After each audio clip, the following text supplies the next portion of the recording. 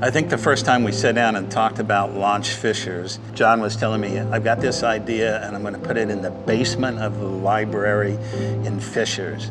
One, I didn't know where the library was. Two, I'm thinking the basement of the library, how in the hell are you ever going to make this work? And lo and behold, what had been just a dark storeroom since the building had been put up, all of a sudden there was just life. You know, John had the vision and the ability to get it done and pull it all together. He realizes that one of the most impactful things that he can do is spend time with individuals and help them learn and mature in their journey with his experience and his life. So I really think that John's mentorship in me, John's creation of Launch Fishers, ticked up a few degrees our trajectory as Bluebridge, and not just did that for me, but what, 600 other companies and other members at Launch Fishers? But very importantly, he had a bigger vision, and he wanted Indianapolis. I really could feel it from that first vision. He had a vision for Indianapolis, and to a larger extent, Indiana, to be successful and to be this hub and this center of innovation that people, not just around the state, but people all over the country and ultimately all over the world would look at Indianapolis, look at Indiana and say, hey, they've got some stuff going on there. And 20 years ago, there weren't too many people that thought that could happen. Because John just believes that that is what's going to drive our economy, our state forward. And that's driven by some deep convictions in John that are really, I think, beneficial for the entire state.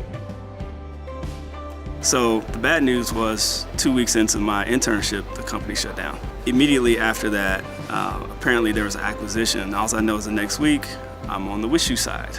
And so John comes over, hands me a check on a Friday afternoon. That just shows he was thinking about me in that situation where he could have just said, hey, I got a free intern. But the fact that he thought about it, came over and did that was just major. You know, he wants to be successful. We all want to be successful, but I think John wants to see people and communities be successful.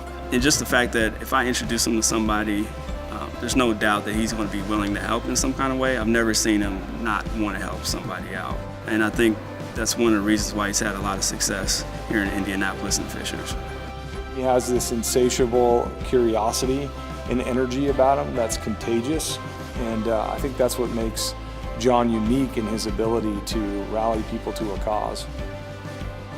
He sees the world as it should be and not as it is, and then actually makes that sort of idealized visionary world happen. He's going to find some way where he can systemically help the entrepreneur ecosystem be more successful and do that in a selfless way for others. Central Indiana and the state of Indiana would be much different if John never came on the scene, because he's touched so many different areas. And that's just the epitome of John, just taking things to the next level. When we look back from it 20, 25 years from now, he'll be credited with really getting that kind of entrepreneurial infrastructure together to get companies started all across the state of Indiana.